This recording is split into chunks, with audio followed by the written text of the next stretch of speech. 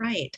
Welcome everyone to the Democratic County Executive Forum, sponsored by the League of Women Voters, Baltimore County, and the Randallstown NAACP chapter. My name is Erica McDonald, and I'm the co-president of the League of Women Voters here in Baltimore County. We are pleased to present this opportunity for the voters of Baltimore County to meet the candidates and to hear what they had to say about important issues facing our county. The League and the NAACP are nonprofit, nonpartisan political organizations. Neither organization supports nor opposes candidates for public office, and both do not support political parties.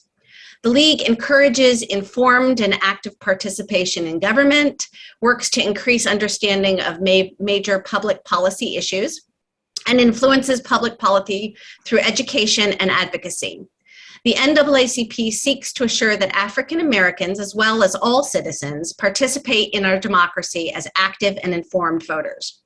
A few housekeeping details before we begin.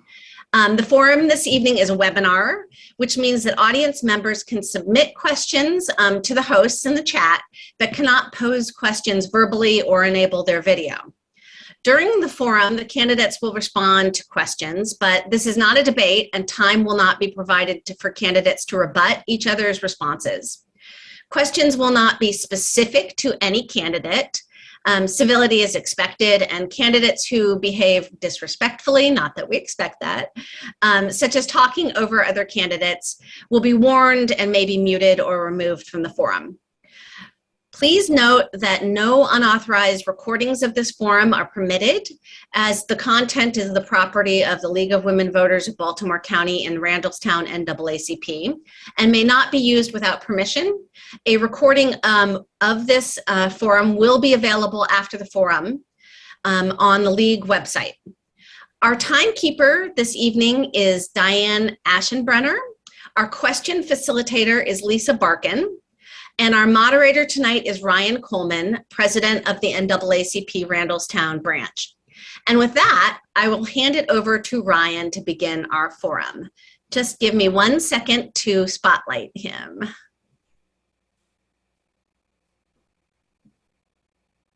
All right. Take it away, Ryan. Thank you, Erica, so much. Welcome. The Baltimore County Executive is the leader of the county, and his or her duties include drafting the budget, sending it to the Baltimore County Council, as well as the administration of various departments in Baltimore County. Our Democratic candidates tonight are Mr. John Olszewski and Mr. Adam Reuter. The candidates will each make a 2-minute opening statement as well as a 2-minute closing statement after the question and answer period. The order of the opening statements was determined by the alphabetical order of their last names. The closing statement will be in reverse order from the opening statement. The timekeeper will give a 30-second verbal warning and announce when the allotted time is up. After the opening statements, each of the candidates will have the opportunity to respond to questions. Candidates will not be allowed to give rebuttals. We will begin with questions developed by the League of Women Voters of Baltimore County and the Randallstown NAACP, followed by questions from the audience. We invite you to submit questions via the chat, where they will be collected and vetted and passed to the moderator. Our screener will review questions for repetition and choose for variety. We may not have time to address all questions submitted by the audience. Candidates will have 2 minutes to respond to the questions, and time limits will be strictly enforced. A timekeeper will alert the speaker when they have 30 seconds left and when the time is up, at which time the speaker must stop speaking within 10 seconds. Our goal is to end the forum at 8:30 p.m. and appreciate everyone's help in achieving this goal. We will now have the 2-minute opening statements from each of the candidates. Please note the candidates should be dressed formally with no personal greetings or references should be made.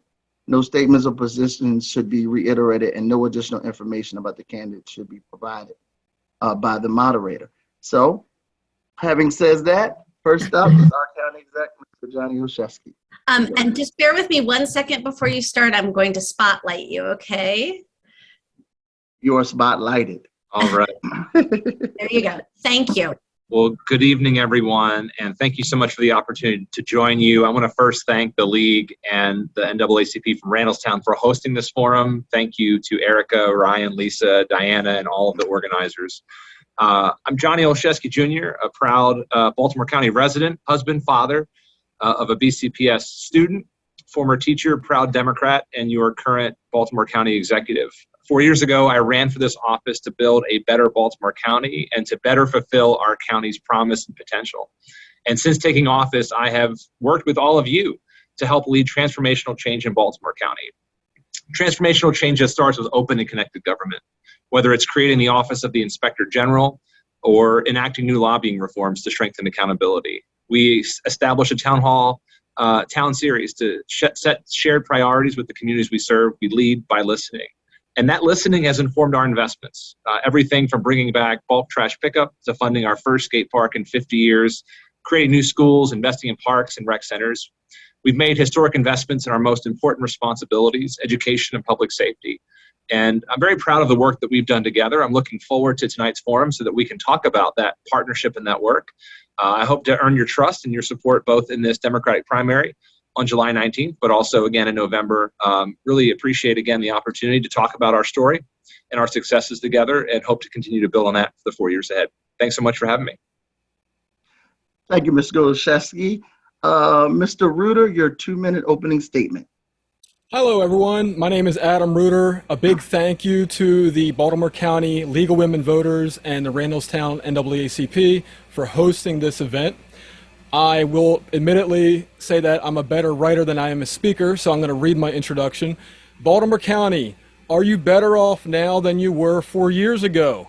We have higher county taxes, higher food prices, higher rent, higher prices to own a house.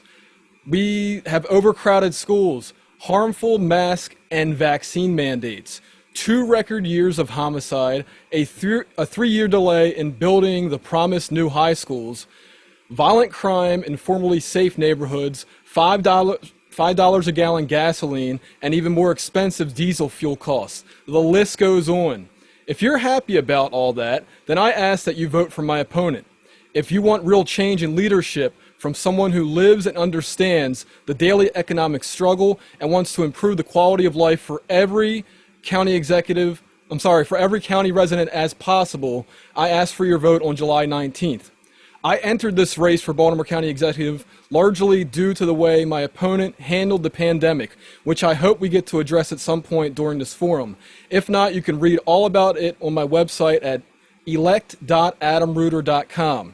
If anything good comes from tonight, my hope is that the county executive reevaluates the promotion of mRNA-based biological agents, also known as COVID-19 vaccinations, which have caused many individuals to experience significant injuries, some even fatal, including, I found out recently, a family member of mine who has been unable to work for nearly a year. For more information about that, go to realnotrare.com, covidvaccineinjuries.com, and freedomformaryland.com. Thank you. Thank you so much, Mr. Reuter. Appreciate those comments. And now we'll actually move right into the questions. And so, Mr. Reuter, we're actually going to go back to you in the order that we're traveling in.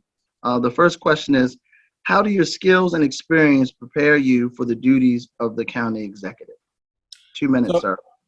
So I am a multimedia producer, a small business owner, so I have executive experiences with, running teams, making sure that every little facet of a video production or an audio production goes well, goes smoothly, people are held accountable, and people love me because I'm great at my technical abilities. I can do every little job if necessary, but I'm also diplomatic, so I allow people, I trust the people that I hire to get the job done well, and I'm not so nitpicky, but if they do a bad job, they don't get rehired. If they do a great job, they get rehired. And also, I'll say that I have been a fighter in politics for a very long time. These past 2 years, especially regarding the pandemic, and another big reason I ran is because I kept hitting brick wall after brick wall. I kept saying, you're going to ruin the economy. Why are you not treating people early for COVID? Why are you just releasing a vaccine without long testing? And now we know for a fact that they do have issues, and we don't know what the long-term issues are going to be. And again, my voice, along with many other people's voices, we felt like we were ignored. So for those reasons, I decided to run for office. And I think that those are some of my skills that would make me a great leader for Baltimore County. Thank you so much, Mr. Reuter. Mr. Olszewski, 2 minutes for you. I think you're on mute, Mr. County Exec. I was trying to be respectful and not be on others for speaking. So I'm very proud of the work that we've done in this role. And I'd say, if you look at our record in the job, which has been informed by my time as a BCPS parent, as a former Baltimore County public school teacher, as someone who's worked in the private sector in tech and big data, as someone who has spent time in government as a state elected official, we have brought all of those experiences to bear to really have what has been hailed as a national model for the response to the greatest public health crisis of our time.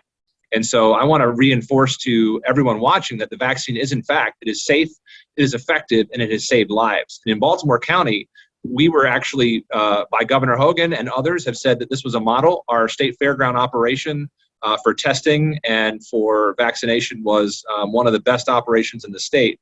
And, but for the actions of Dr. Gregory Branch and other individuals of Baltimore County, the response could have been a lot worse. And I'm happy to say that our economy is actually thriving in Baltimore County. We are taking those experiences and that background to build new schools. We met the moment. We are building not just a new Towson, Delaney, and Lansdowne High School, but we're building a new Scotts Branch Elementary School.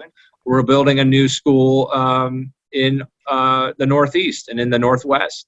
We're going to build a CTE center. We have a 15-year plan that's informed by public engagement and openness and transparency. And so I bring the actual work and the experience of doing the job to the job, and just very proud of how we have transformed 30 county seconds. It was a very insular and not open administration, and we have flipped it on its head to really empower and engage and move the county forward. So really appreciate the opportunity and hope to keep having the opportunity in the years ahead. Thanks. Thank you so much, and we're actually going to stay right with you, County Exec. We're going to move into question number 2. What are your priorities for the Baltimore County budget, given that the county will receive increased funding from local, state, and federal sources? What would be your spending priorities, and are there particular areas of the county that that are as a priority for these funds? Yes, and I'd say that, as I mentioned in the opening remarks, that schools and public safety are my top 2 priorities, and our budget reflects that.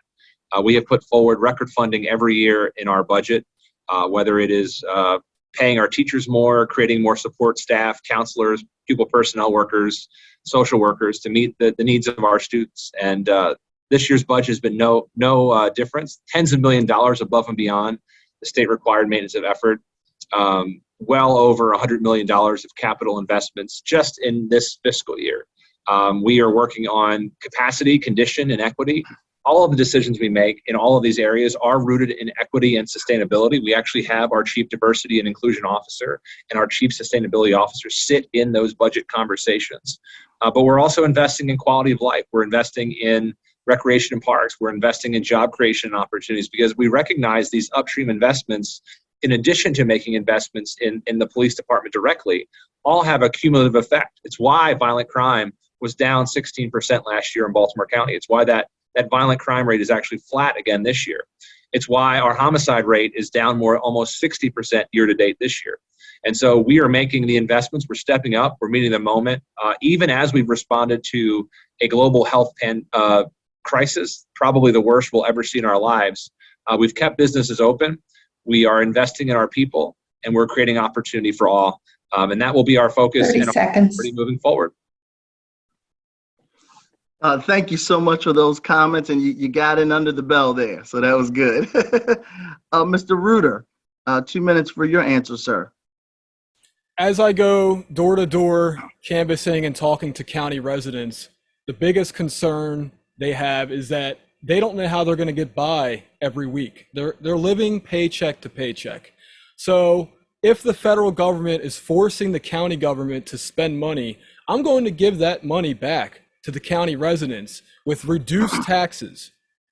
I don't want to be the person that people say, oh, you like spending other people's money. Look, inflation at the federal level was a result of state and county decisions back during 2020, along with 2021. Tons and tons of money was spent. But the question is, where would I prioritize it after reducing taxes?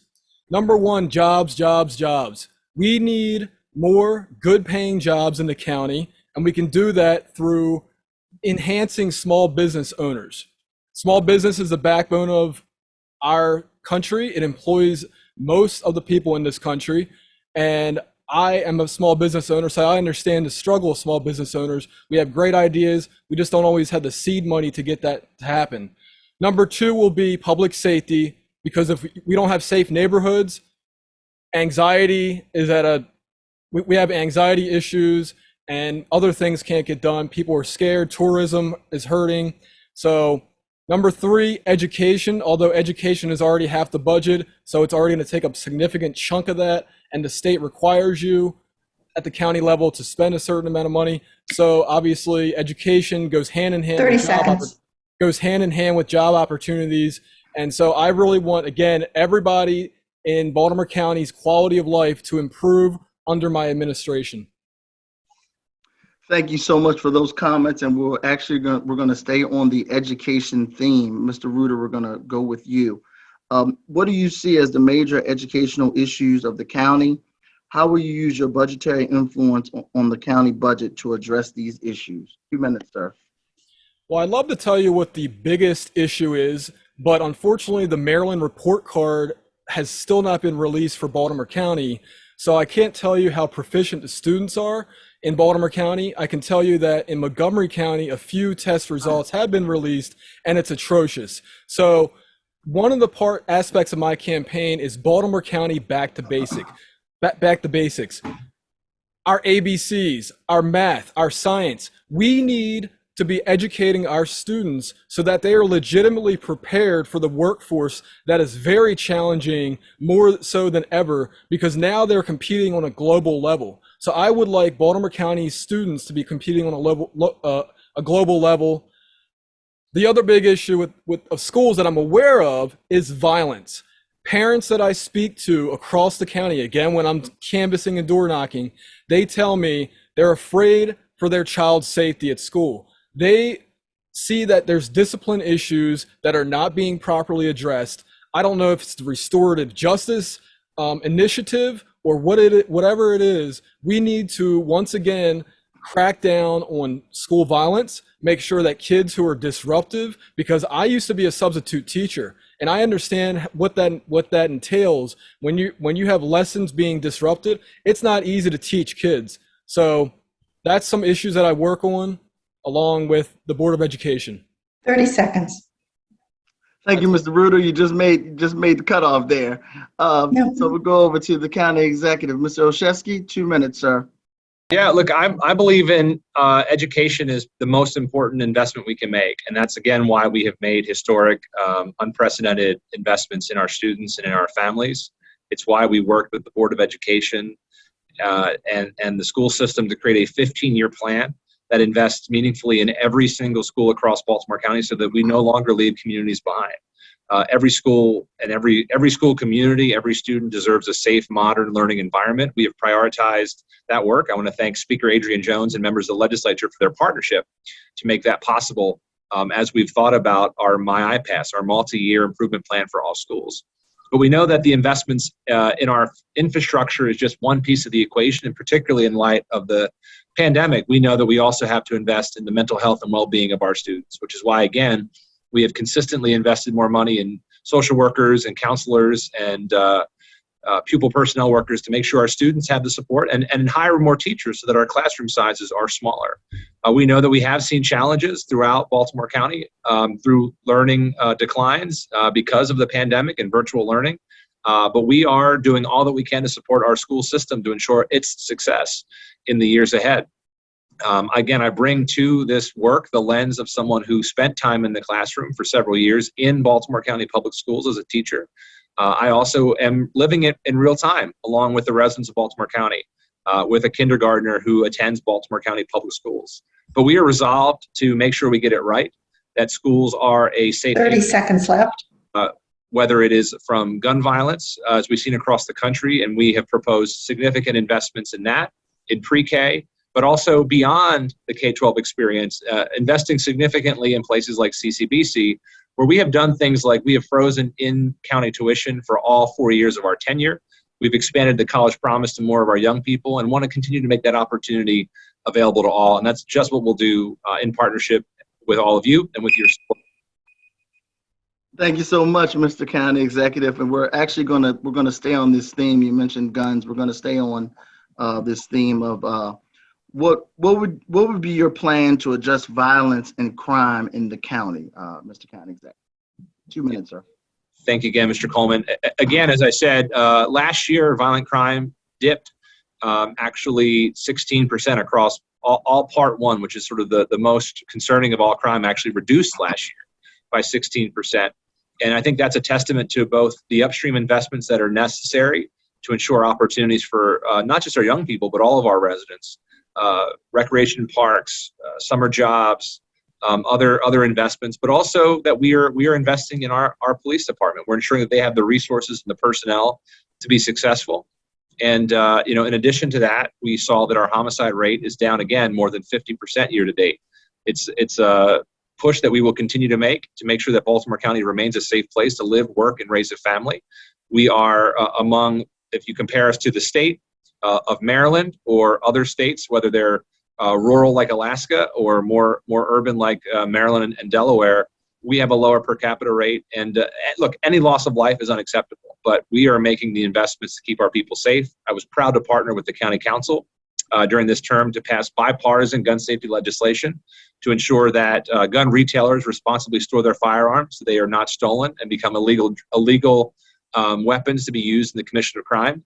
I want to again applaud the Speaker Jones for sponsoring and the legislature for passing that statewide, the SAFE Act. We also know that we can invest in policing while doing it equitably and doing it responsibly. So we actually also passed 30 seconds. police reform legislation to ensure that we are trying to be thoughtful about ensuring that we are policing equitably and in partnership with community policing. So Baltimore County is a very safe place to live, work, and raise a family. We call on the state and Congress to pass comprehensive gun reform legislation, common sense legislation that's supported by the vast majority of Americans, even as we work to keep our schools and communities safe from gun violence and all violence. Oh, right, the buzzer, right on time. Thank you so much for those comments. Mr. Reuter, 2 minutes for you, sir. The very first thing I would fight for, as far as public safety is concerned, is that Baltimore County needs at least one more jailhouse so that we're not immediately releasing violent criminals out onto the streets because they can meet bail. This is a personal issue to me. A friend of mine had a violent individual and they were released, I would say, a month after they were put in jail. And obviously we had to treat people as innocent until proven guilty, but their crime was caught on security cameras. And it was just unbelievable to me that someone violent would be released back onto the streets so they could possibly reoffend. The issues in New York City with no bail or bail reform came to Baltimore County. I'm not sure that if that's ever been changed at this point, but we also have the issue of, again, going back to education. If people are anxious about not being able to, meet their basic needs, food, rent, what have you, a lot of times they will commit violent crimes, armed robbery, what have you, for a variety of issues. We have a serious mental illness issue in Baltimore County that needs to be addressed, and that goes hand in hand again with crime. All these issues are interconnected. So to fix the issue of public safety, number one, I will fire Chief Melissa Hyatt because the Baltimore County Police Department, 30 seconds. through the Fraternal Order Police, gave her a vote of no confidence, and therefore, I wouldn't want to work for someone who I don't feel good around. Somebody who's my boss, I don't want to work for them. So we have a major issue coming up at the 1st of July. More police are going to be retiring or leaving the county. And so we have a serious police retention issue that I will address if elected. Thank you so much for those comments, Mr. Reuter. We're actually going to stay with you. And question number 5, how will you work to support transparency and community trust in managing the Police Accountability Board? What guidelines would you use to select members of the Police Accountability Board? 2 minutes, sir. Well, I think that people who've had police interactions would be a good start to have on such a board. But I actually say if we're going to have a police accountability board, we also should have a judicial accountability board so that judges and prosecutors are held accountable whenever they have whenever issues of misconduct come up with those offices. It's only fair. So as far as the police accountability, I supported body cameras back when they were first introduced. I actually have a couple police officers in my family who at the time, they weren't so comfortable with having to wear a camera, or at least that's what they told me. I remember in passing. But once they realized that this is objective evidence and body cameras really help tell the tale of what happened once police arrived on scene, I think most police officers like body cameras. There was an issue in my old neighborhood of Carnegie Platte where for some reason the special forces or SWAT team were not wearing body cameras. I don't understand why that was, but that's an issue that needs to be addressed. So Police Accountability Board, I like it, but again, we need to have fairness across the board. Since now we have the Inspector General for the county government, we also should have ones for the judicial system as well, so that county issues are 30 seconds remaining. Are addressed properly. Thank you so much for those comments. Mr. County Exec, 2 minutes for you, sir.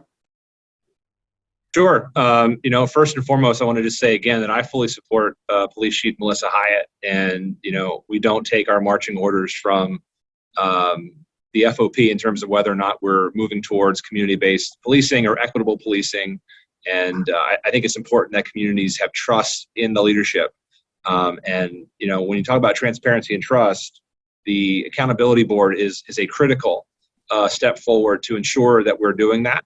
We want to make sure we are being thoughtful and equitable in how we police and that there's appropriate oversight. So I actually want to thank members of the league and other advocates from the NAACP who actually stepped up when the county was considering legislation, and I think put forward some very thoughtful suggestions to me and later to the county council about how that can be implemented. And as we are in the process of accepting applications, we want to make sure that we do have individuals who've had a diverse set of experiences, including those who've had interactions with police and or the criminal justice system, who can bring that perspective. That's how we lead in county government generally. We believe in transparency and accountability across the board, whether it's, again, those signature town hall series where we opened up the budget and listened directly to residents about their priorities, putting our budget online so people can see now down to the check where our dollars are going. We have a BC Stat program, a stat program that didn't exist prior to becoming county executive. We stood up an equitable policing work group where we are looking at the data to really sort of look at our practices and the numbers surrounding policing in Baltimore County. 30 seconds. As it relates to body cam transparency, we actually were the administration that finished the funding so that all of our police department will be outfitted with a body cam. We created a policy for release that didn't exist before. And we want to continue to push forward on these issues of accountability, transparency, and trust, not just in the public safety realm, but across county government as we serve and interact with our residents.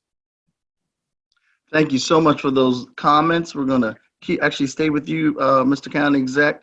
And question 6, how could the county increase the availability of affordable housing for county residents? Attainable housing is a critical imperative for us in Baltimore County. It's why one of the first acts that I took as county executive was to partner with the county council to pass legislation that prohibits discrimination based on source of income. Also, we're earmarking $16 million of our recovery funding to make housing more attainable and affordable for our residents and people who live and work here and want to thrive here, because you can't thrive without housing And we know that housing has been a crunch for many of our residents and beyond Baltimore County. And so we also have established the Affordable Housing Work Group, and those individuals are working to finalize recommendations. There were actually draft recommendations put out to the public for input and feedback. And I think that they are creating a solid roadmap forward so that we can think about other policies and actions to ensure that we do have attainable housing across Baltimore County, that we are going beyond the requirements of the VCA with the housing and urban with HUD to make sure that those units are not just created, but we have opportunity for all. To do that, we've stepped forward and created the county's first ever Department of Housing and Community Development, a department that didn't exist prior to my administration, where Director Terry Hickey and his team are now actively thinking about these issues of affordability and access for our residents, so that everyone does have a place to call home, that we are tackling issues of homelessness. 30 seconds. And that we're doing so in a way that's thoughtful, that's deliberate, and that strengthens our communities in the years ahead. Thank you so much for those comments. Mr. Reuter, 2 minutes for you, sir. Well, my last name's Reuter, and I like to get to the root cause of problems, not give Band-Aids for bullet holes. So again, going back to jobs, jobs, jobs, people need better paying jobs so that they can afford housing, and this is less of an issue. I've spoken to landlords about why rent costs so much. Number one, the eviction moratorium of 2020 and 2021 has made it so that they are making up for lost profits, loss of revenue in general for the pandemic policies. Again, I'll say the virus itself did not shut down jobs. The governor, county executives, and mayors shut down jobs, shut down the ability for a landlord to evict someone. And I understand why they did it, but unfortunately we are all now paying the price for this. I believe rent has gone up on average about 20 to 30% from the people that I've spoken to. So let's say like a place like Dundalk, $300 per month. And that really hurts someone's bank account. So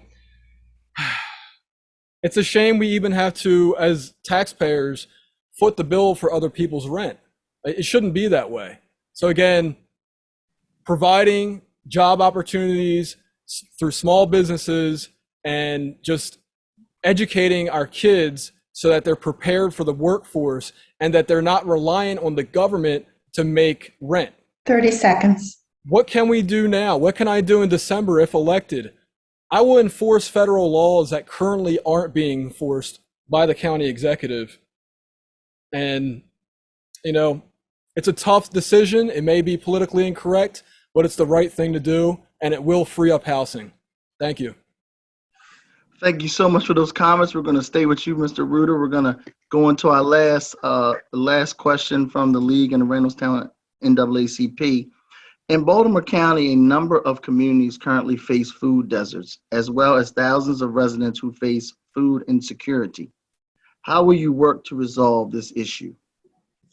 So I've been told that on Liberty Road inside the Beltway, there is currently a food desert. There hasn't been a grocery store there for, I believe, at least 5 years, maybe even a decade.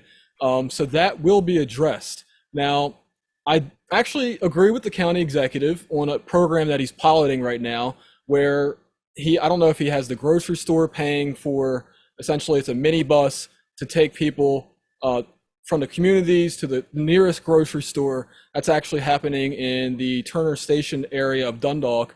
So that could happen in Liberty Road, and I would implement a program like that temporarily until a grocery store is there. Now, as far as food insecurity, again, this goes back to what is the root cause of food insecurity? It's inflation. It's the power of the dollar being dropped. And again, I'll go back to, now this is a congressional level issue, so a federal government level issue, and I will have the ability to talk with people like Dutch Rupersberger, Kwesi Mfume, to address these issues of the overspending of government of taxpayer dollars, because it didn't used to cost so much for eggs and bread and milk. I mean, like the prices at the grocery store are ridiculous, and we need to address those issues at the federal level so that they come down and we have less food insecurity issues. I mean, again, it's a systemic 30 issue. seconds. It's a systemic issue that comes from the government thinking that money grows on trees and that spending their way out of a problem is going to solve it when it's not. Thank you. Thank you so much for those comments, Mr. County Executive. Yeah, thanks, Ryan. I hate to be the bearer of bad news to anyone who's watching, but electing a county executive is not going to change the inflation issues that are out there and challenges. It's not going to change the gas prices. What the county executive can do is step forward when we have people in need. And I don't look at it as footing the bill or a burden. My Christian faith tells me that we are our brother's keeper, and that doing things like helping people stay housed is an important thing. And as a Democrat, I think that's important too. I think it's important to feed people. And in Baltimore County, we partnered to provide over 20 million meals during this pandemic to make sure that people were fed. Yes, we can and should be thinking about jobs and opportunity. But even as we do that, we should be thinking about things like food shuttles. And we are actively working to land a grocery store in the Liberty Road corridor. But that doesn't mean that we shouldn't feed people who are in need. It doesn't mean that we shouldn't prevent people from being evicted because of no fault of their own. And speaking of jobs, you need to look no further than Trade Point Atlantic in eastern Baltimore County. It's just one of many examples of the incredible job growth success stories that we've had in Baltimore County. Thousands and thousands and thousands of jobs have been created during our administration, where people can go everywhere from an entry-level position in warehousing and manufacturing all the way up to manufacturing. Things like nitrile gloves or offshore wind. There are opportunities here. They're abundant. We have to just make sure that we're connecting people to those opportunities. But we are creating those job opportunities, even as we also create more 30 opportunities, seconds. training and upskilling at places like our community college. And for everybody else, we're going to just make sure that we meet the needs that are out there, because that's what Democrats do. And that's what people who care about their neighbors do. And that's what we'll keep doing if we're lucky enough to serve in this role for 4 more years.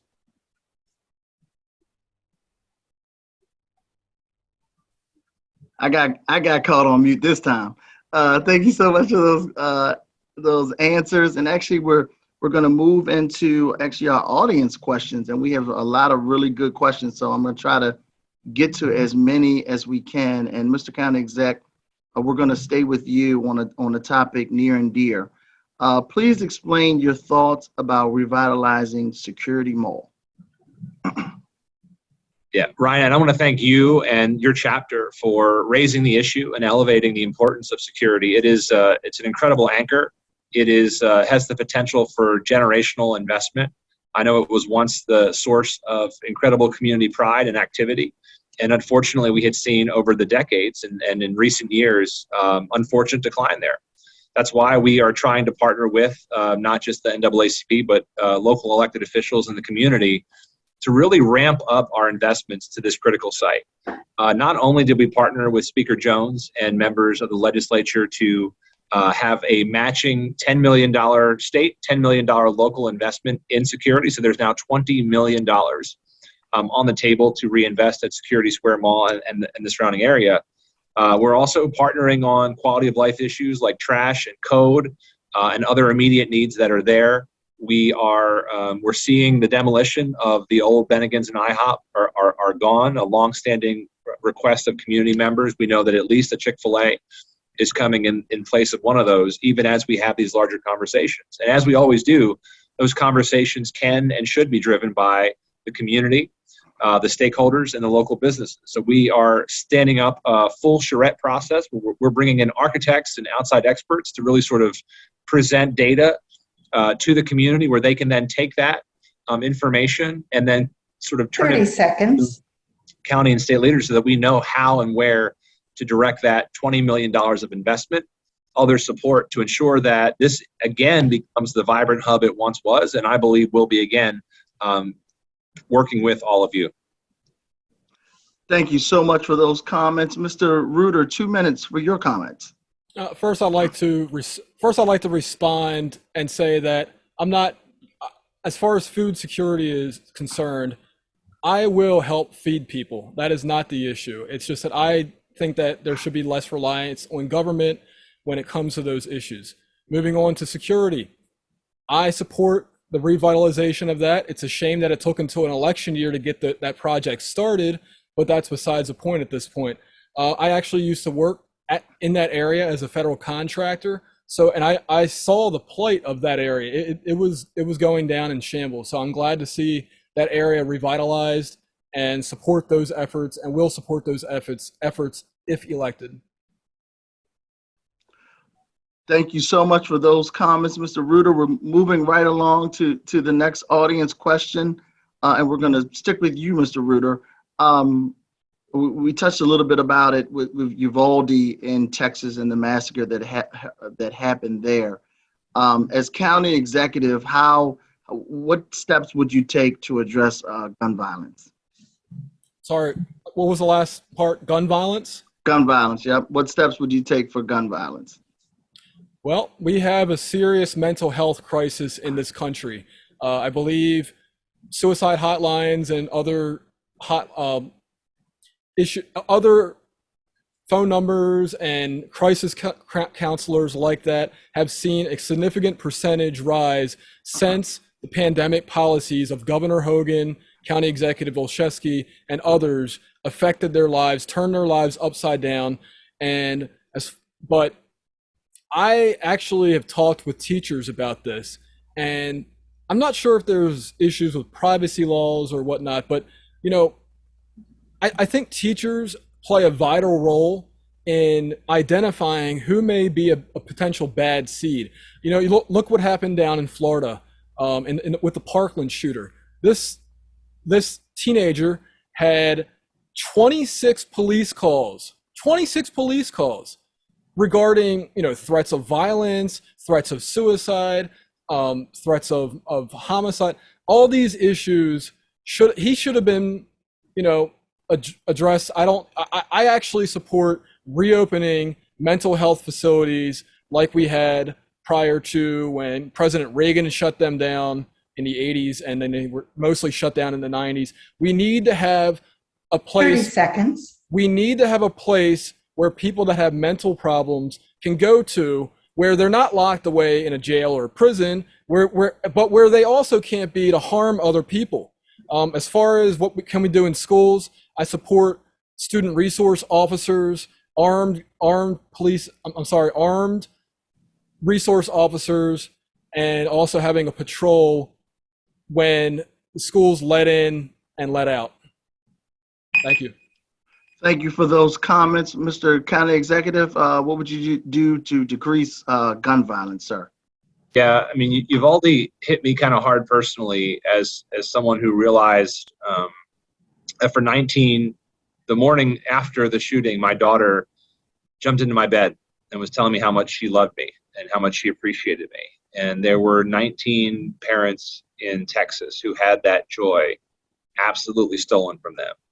And if leaders at all levels can't take that and Parkland and other shootings to heart in the work that we do, I think it's not worthy of the offices that we hold, frankly.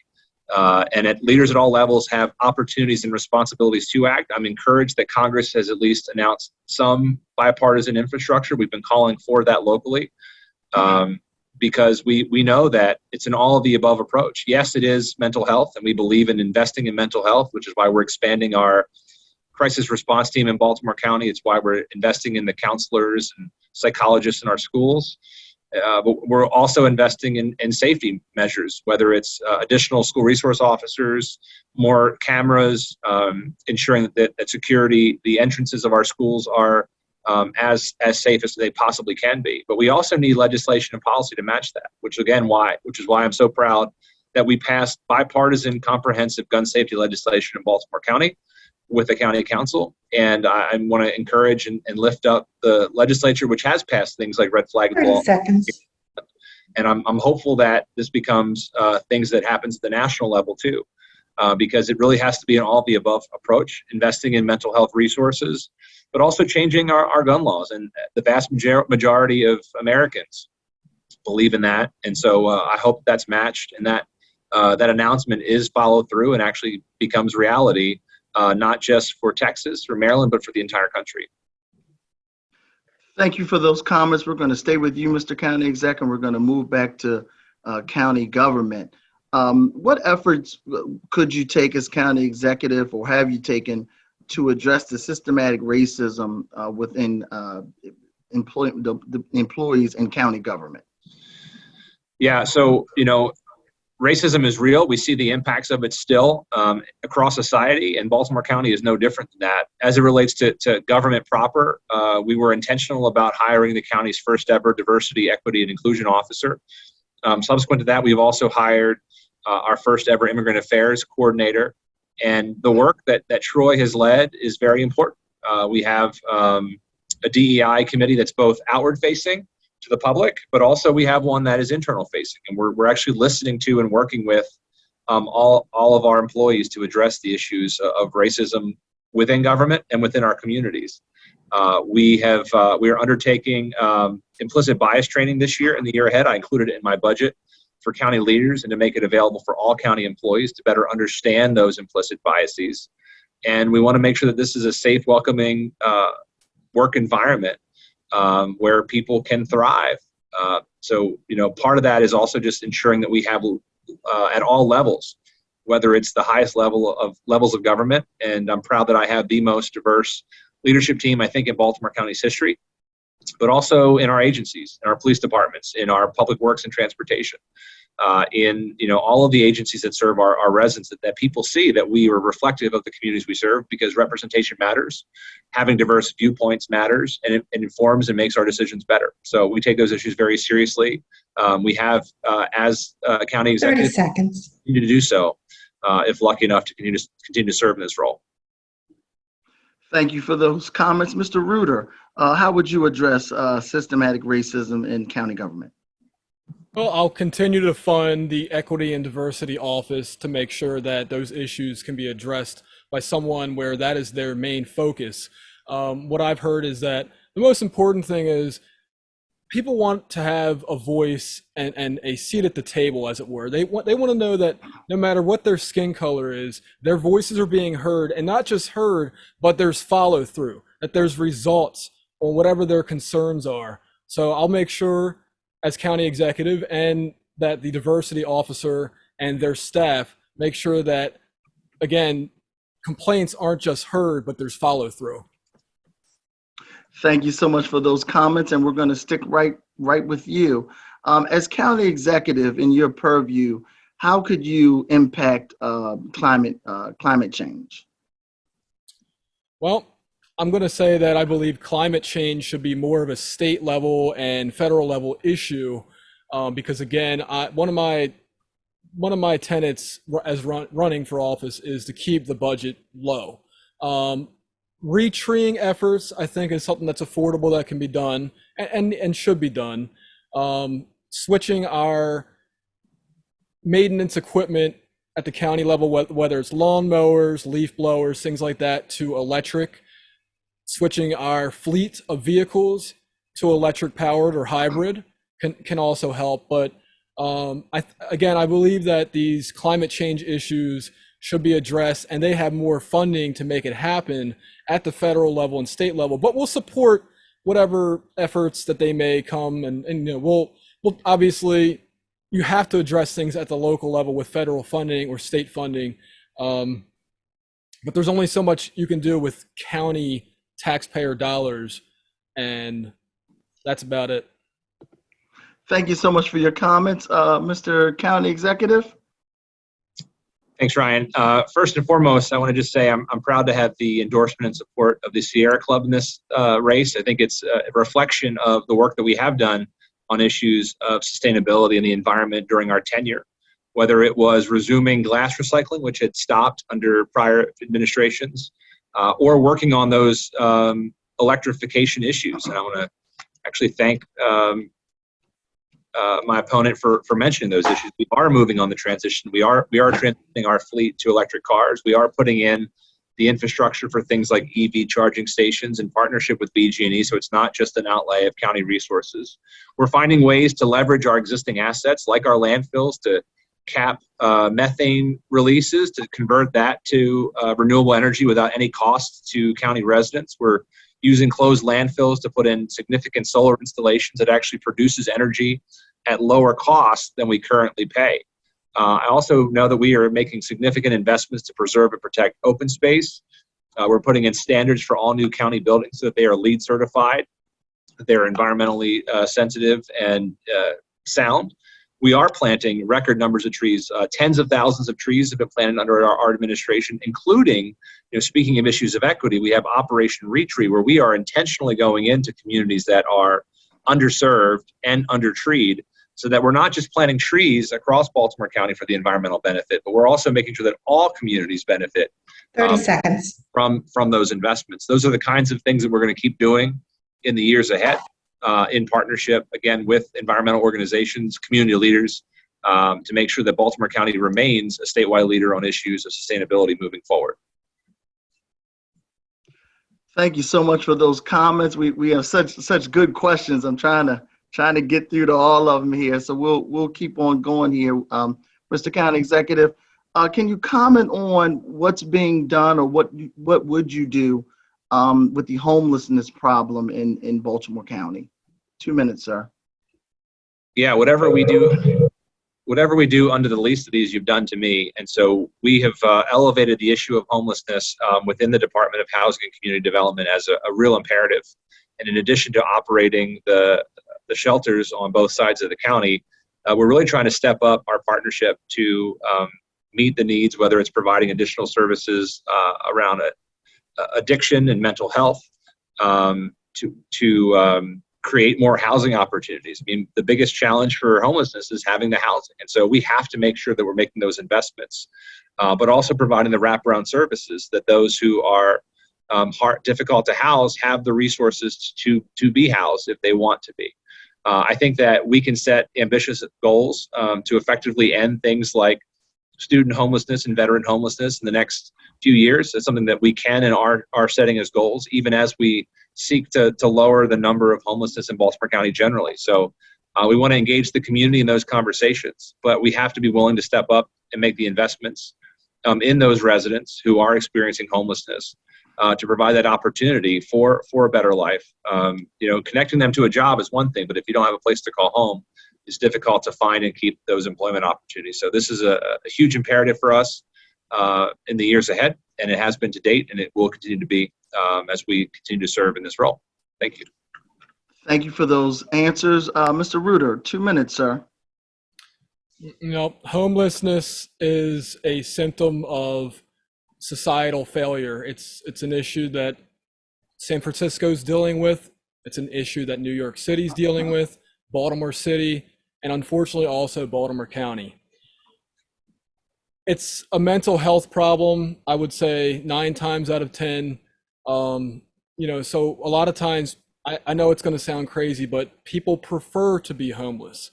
But for those who do need the help and are willing to take the help, number one, I would establish community outreach individuals so that we have people on the street who are, giving business cards, giving flyers to people who are homeless to make sure that they know that there are resources available through the county. Now, if we're lacking resources, okay, let's build some homeless shelters somewhere, not near, neighborhoods that want to keep their home values, but, away, but still there, and obviously provide transportation for the homeless. Look, luckily, I don't think it's a huge issue again compared to Baltimore City, but it's an issue that does need to be addressed. And I fully support making sure that we do not have homeless people on the streets if they're willing to accept the help. Thank you so much for those comments. We're going to stay right here with you. Could you tell us what would be your plan to ensure that all communities have equitable access to transportation and recreational opportunities? Mr. Reuter, 2 minutes. Well, I think the answer is simple. You make sure that the areas that, for example, where there's a food desert, well, if there's a transportation desert, make sure that that's funded, that's happening. I wasn't aware that there's any major areas that lack transportation. I thought that there were bus routes on most areas, at least where I live. You could always walk with, less than a half mile to a bus route. Now, for people who are disabled, that can be a significant issue. So, these are issues that obviously I support and would hope to address. I'm sorry, what was the last part of your question? Recreational opportunities, making sure that it's equitable for all. There are areas of Baltimore County where the kids have nothing to do. So what do? They might get involved in a little mischief, as it were. I would like to reopen the PAL centers. I think that would help with police interaction with the community, and that right now we have a major issue in the nation where people for some reason do not trust the police. They are against the police. They want to defund the police, and I think bringing back PAL centers significantly, because there used to be more when I was a kid, would help with that. And I think I answered the question. Thank you so much for those comments, Mr. County Executive. Equitable transportation and recreational opportunities, sir. Yeah, access to transportation and recreational opportunities are two critical goals that we believe in and have invested in.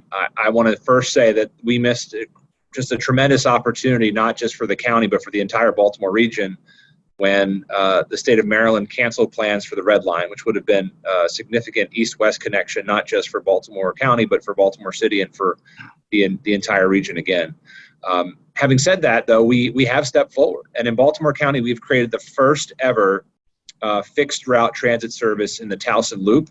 It's something that was in the plans for over a decade. We actually finally delivered on. It's my hope that the Loop is a model that is replicated across communities in Baltimore County to then tie into those state transit lines better and to move people within communities across Baltimore County. This year's budget also expands our hours for county ride service, which is something that hasn't been expanded for a very long time because, look, transportation is critical.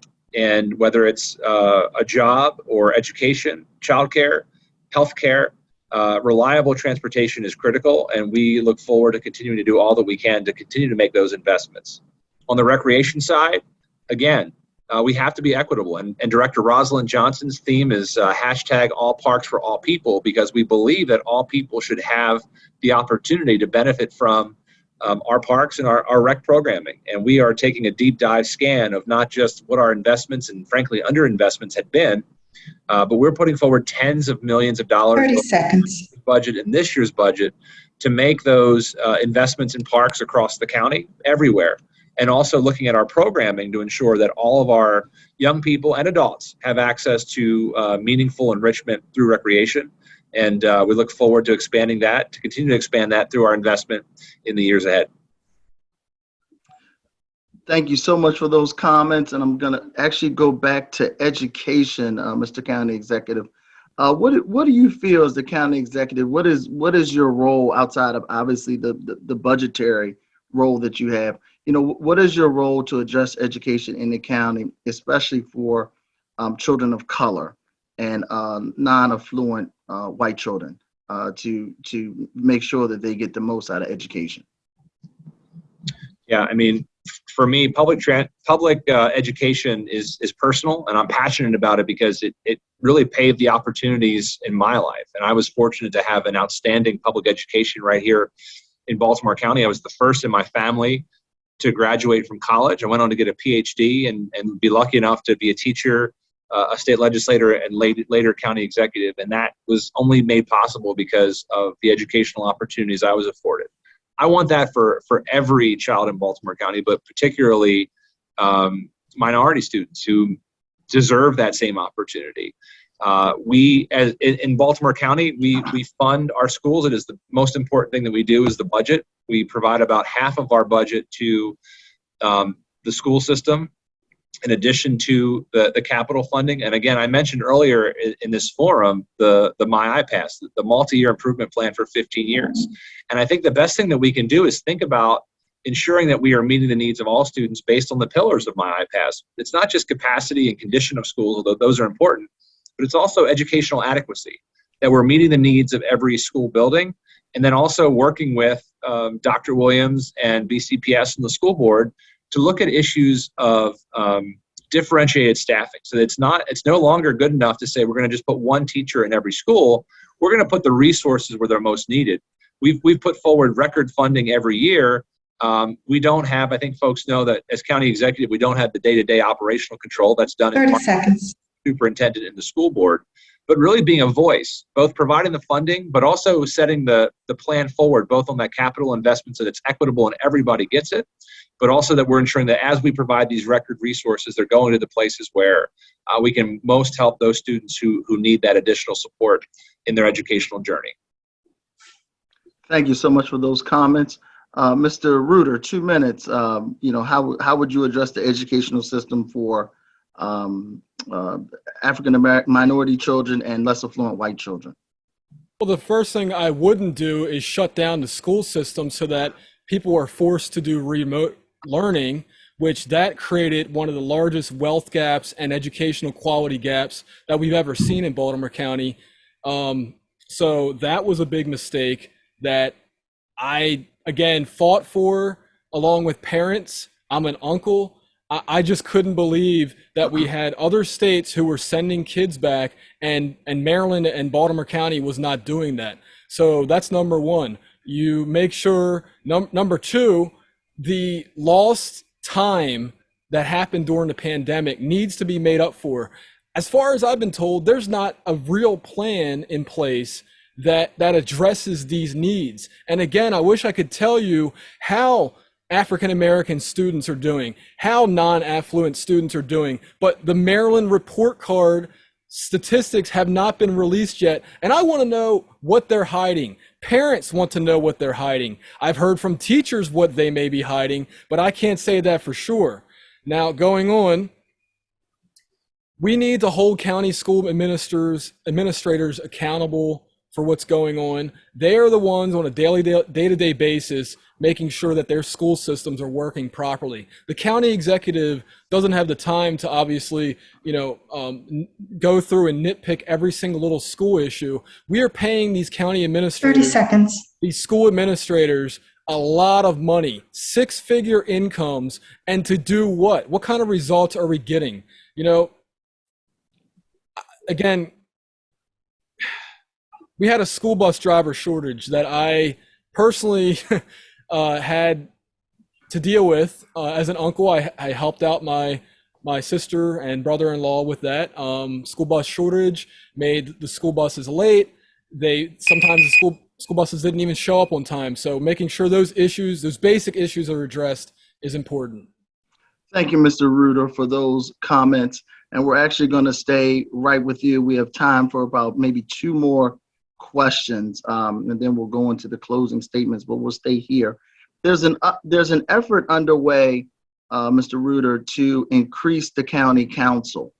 Obviously, when the county council was first chartered, we had about 300,000 people, and now we have almost 800,000 people. What are your thoughts on increasing the county council? I was actually in attendance for a candidate forum that someone who is, I forget the name of the program or the petition, but they asked me to sign that to increase the amount of county council members. And I signed that petition because I do believe the county's population being increased and, areas changing, we need to have different districts. And obviously this isn't going to change until another 10 years when they redo the districting. But I support increasing the amount of county council members, and I think that was a simple question. There's a simple answer. Thank you so much for those comments, Mr. County Executive. Thanks, Mr. Coleman. Look, our county is growing. It's becoming increasingly more diverse, and our leadership, both the appointed and the elected leadership, should reflect that diversity. And so I am closely watching the specific ballot initiative to see what our residents think on the issue. But regardless of the outcome, I'm very much in favor of a conversation about what expanding the council can and should look like so that we can ensure that our representation reflects that growth and reflects that diversity moving forward. And so we're going to, again, watch what happens very closely. And then depending on the outcome of that, we want to make sure that conversation continues because I think it's a very important one. Thank you so much for the comments. We'll stay with you, Mr. County Executive. Tourism, and we kind of forget, how would you increase tourism in Baltimore County? Yeah, tourism was almost an afterthought before we took office, and certainly with the pandemic, it certainly made it challenging to promote tourism. But we're getting back on track, and we are making tourism actually part of our American recovery strategy. We have created a whole new unit under Director Leonard Howey in the Department of Economic and Workforce Development. We are now attracting these high-profile tourism programs, whether it was the BMW Championship that was out in Owings Mills at Caves Valley, where we had tens of thousands of visitors come to Baltimore County and stay in our hotels and enjoy all that we have.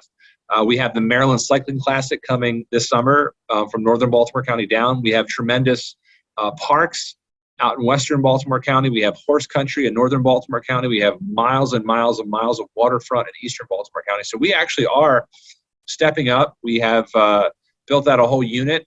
We have recovery dollars to sort of rebrand and promote and make tourism a real thing in Baltimore County, because we have a great story to tell. We live in an incredible region that has additional assets on top of that we proudly support. Places like the National Aquarium, the Hippodrome, the VMA. There are all sorts of great cultural institutions that we also support in the city, even as we grow those assets and promote those assets in Baltimore County. So I'm very bullish on the future of tourism here, both for what is in place, what will come, and our ability to promote it. So very excited for that in the 30 years. seconds. Thank you for those comments. Mr. Reuter, tourism in Baltimore County, your vision.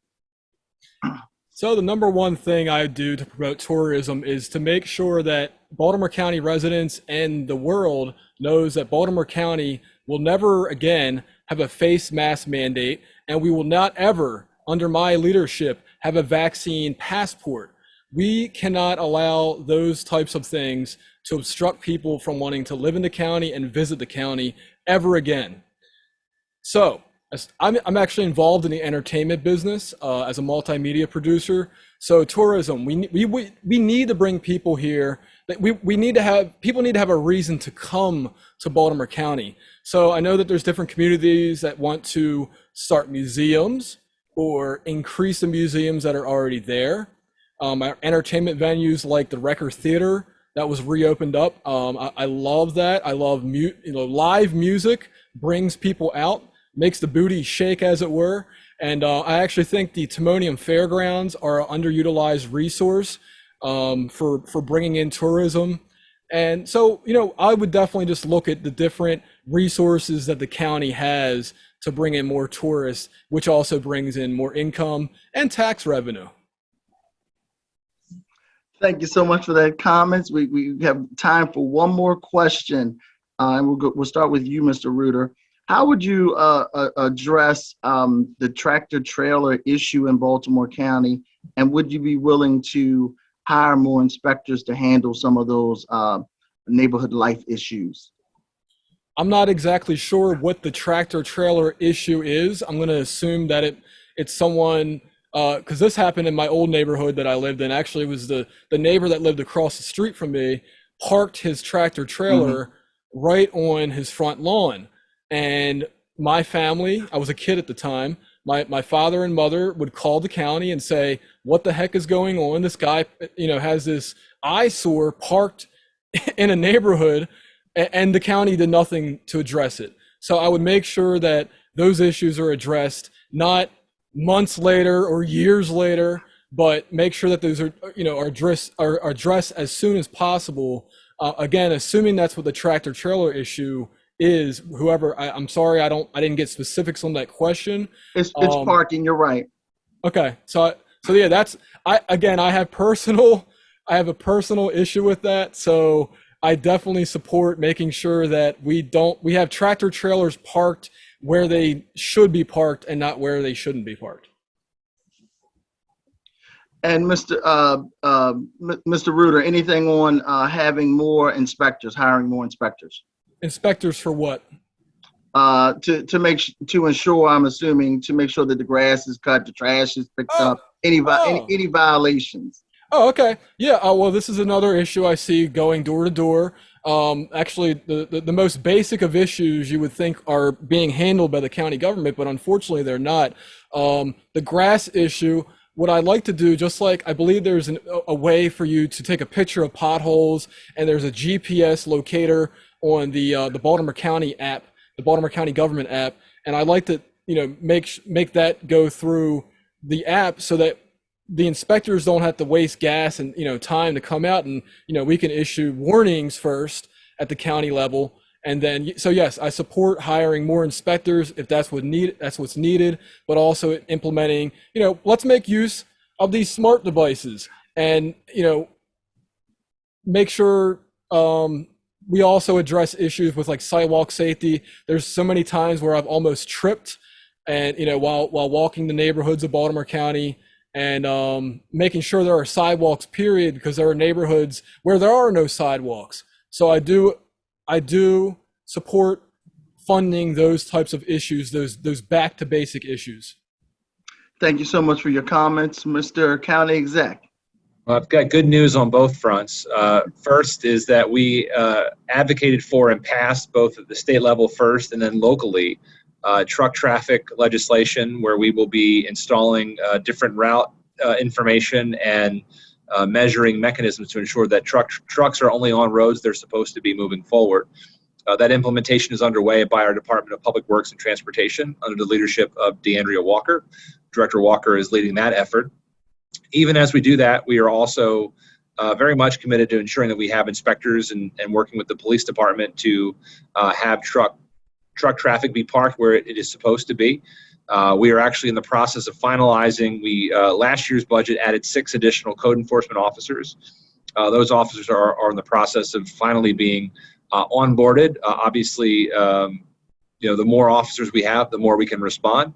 More good news is that we actually do have an ability in Baltco Go to not only in the app submit potholes for consideration, but we also do allow people to put in code complaints, and we do have our code enforcement officers respond to those complaints. We also work with the county council to change legislation to lower the amount of the height of grass before inspectors can start the process of working with residents to have that addressed. It had to be over a foot. Now it's over 8 inches, so that we don't have the delays that it takes to actually have some of the notices to go out before individuals respond or contractors. 30 seconds. We also created a revolving loan fund for derelict properties so that we are moving forward to address property owners who are not taking care of it, that we can then have county resources to address those. So across the board, the answer is absolutely yes. We can and should do more. We are doing more, and we appreciate the opportunity to always respond to any issues or concerns that residents raise to us. Thank you so much for those comments. Whoa, that was a quick hour and 15 minutes. So we're out of time for the formal question and answer portion of the program. Now we're going to actually move into the closing statements. 2 minutes. And Mr. Reuter, you are up first. I want to thank the League of Women Voters, Baltimore County, and the Randallstown NAACP once again for hosting and organizing this event. I really appreciate your fairness. I haven't been treated so fairly with the media so far, but hopefully that changes soon. So I hope I convinced voters out there to vote for me. But I want to wrap this up by saying this. Throughout the course of the past 2 years, you were not given a choice to wear a mask. You were not given a choice to keep your business open in 2020. You were not given a choice to keep your non-essential job. You could not visit a dying loved one in a nursing home or hospital. You didn't have a choice to take an invasive nose swab test, and you didn't have the choice, and you were given a horrible Sophie's choice to take an experimental drug or lose your job. You may not have been able to get a prescription filled to treat COVID-19 early, or you may not even been told that such drugs existed back in the year 2020. You had many of your American freedoms unlawfully stripped away from you these past 2 years. But on July 19th, you do have the choice on who 30 seconds. You do have the choice on who you want to lead Baltimore County for the next 4 years. And I hope through this forum, you've learned about me and I've earned your vote. Together, we can restore medical freedom to Baltimore County and get the local economy back on track. Thank you. Thank you for those comments, Mr. Reuter. Mr. County Executive, your closing statement. Yeah, thank you again, Mr. Coleman, and to everyone at both the League of Women Voters of Baltimore County and the Randallstown branch of the NAACP for providing this opportunity. Thank you for your advocacy and the work that you do every day. This has been the honor of a lifetime, even though the past 3 years have not been without challenges, whether it was inheriting an $81 million budget deficit or staring down the greatest health challenge of our lifetimes. With that, we've come together, though. We have found solutions to address the brown drinking water in our classrooms, to air condition all of our schools, to safely get our residents through the COVID-19 pandemic while ensuring that we were supporting our businesses and meeting those essential needs. We've made county government more open, accessible, and transparent than ever before. We are building on the progress of these past 3.5 years, and we're excited about all that can be possible in the years ahead. We have come together to enact significant policy and just capital investments in our schools, in public safety, in rec, in transportation, and all the areas that matter to you. But most importantly, it's just been about being open, accessible, and connected. That's my promise to you. It always, when I ran for this job the first time, it's my pledge to you in the years ahead. So just thank you so much for working with us these past 3.5 years. I'm excited about what we've done together, and do hope to have earned your vote through our work, and look forward to seeing you all in the community and on the campaign trail between now and the primary on July 19th, and again, hopefully again in November. But thank you so much for the opportunity, and I hope everyone has a wonderful evening.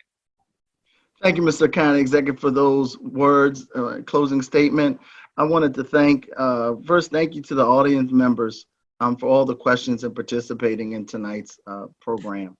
I also want to thank the candidates for participating in the forum and serving as an example of civil discourse.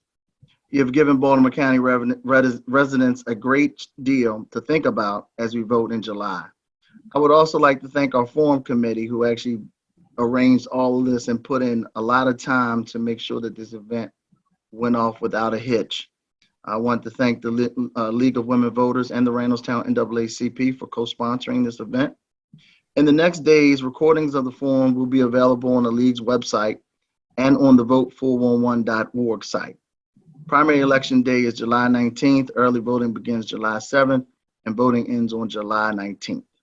I also, a couple housekeeping notes. We actually have a forum tomorrow for our education for our school board, and we talked a lot about tonight about education. It's going to be for District 1, 2, and 4.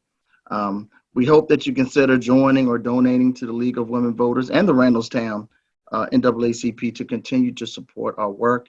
Again, Mr. Reuter, thank you for taking the time. Again, Mr. County Exec, thank you for taking the time as well. And thank you for coming, and good night to all. Good night.